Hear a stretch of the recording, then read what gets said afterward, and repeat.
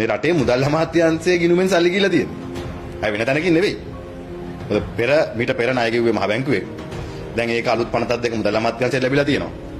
හින්දා මුදල් අමාත්‍යාංශයේ මුදල් ඇමතිවරයා විදිහට ජනාධිපතිවරයාද ලේකම්වරයාද නිලධාරිවක් කියන්න ඕනේ. මේ ආණ්ඩුව බලයට ආපු ගමන් තමන්ගේ පක්ෂයට හිතවත්, තමන්ට හිතවත් නිලධාරිනව පත් කරා.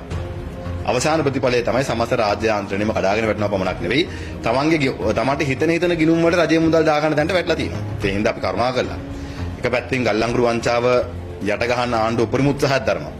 පොලිස්පතිවරයා උපරිම රාජකාරී ඉෂ්ට කරන්න බලනවා තමන්ගේ නායකයාගේ හොරකම වහගන්න, වංචාව වහගන්න.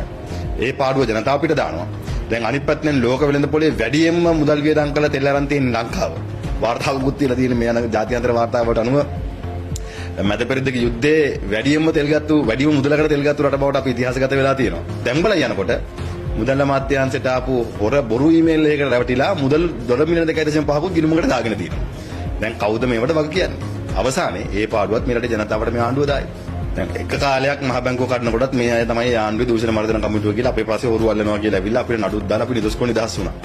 දැන් ආයෙත් රාජපක්ෂලට බැන ආණ්ඩුව වටේ දුවන ගමන් මහ මුදල් අමාත්‍යාංශ සල්ලි දිත්වා සුළුසුලගයි කුණාටුවට $150 චෙක් එක දෙනවා කියලා බොරු කියලා. ගියාම තහඩුවක් දෙනවා කියලාත් බොරු කියලා.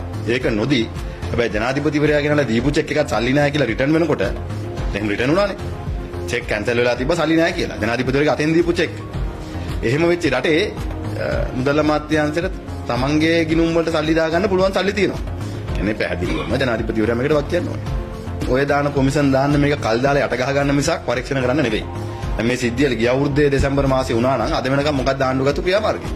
මේක යට ගහලා හංගන් හිටිය මිසක් තීන්දුවක් ගත්තේ නැහැනේ. ඒ කියන්නේ පැහැදිලිවම මේ හොරකම හංගන්න ආණ්ඩුවට මොනවත් තියෙනවද? කන්ටේනර් 322 වගේම ගල්ලංගුරු වංචාව වගේම මේ මුදල් අමාත්‍යාංශයේ හොරගිණුමකට සල්ලි දාගත්තු වංචාවත් යට ගහන්න ජනාධිපතිවරයාට සහ ආණ්ඩුවට මොනවත් තියෙනවා. අපි බලන් ඉන්නවා දැන් ආණ්ඩුව මොකද කරන්නේ කියලා. හැබැයි පැහැදිලිවම මේ පිළිබඳව පරීක්ෂණයක් වෙන්න ඕනේ.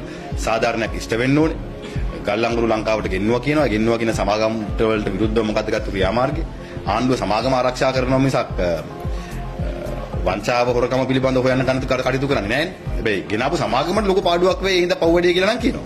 ඒ වගේ නැතුව අපි බලන් ඉන්නවා ආණ්ඩුව හොරු අල්ලනකම් ඇත්ත හොරු අල්ලනකම් තවදුරටත් අර පිප්පොකට් න්‍යාය හරියන්නේ නැහැ. හොරා ඇල්ලුවා කියලා අපේ පස්සේ ඇවිල්ලා තමන් මහ බැංකුවයි මුදල් අමාත්‍යාංශයේ ගල්ලංගුරුයි කන්ටේනර් වලින් වංචා කරලා හරියන්නේ නැහැ. අපි බලාගෙන ඉන්නවා. සහ පැහැදිලිවම මේ වගේ පිටිපස්සින් අයව අපි සමාජයට රටට ඉදිරි කාලෙදි දැනුවත් කරනවා. නාධිපතිවරයා විශේෂ අමාත්‍යවරයා කස්ටම්ස් එකේ වරාය අමාත්‍යවරයා හිටියේ තවත් අමාත්‍යවරයෙක් ඌව මාරු කරා. දැන් මාරු කරපු එක පිළිබඳව පොඩි සැකයක් ආවනේ වෙලාවට.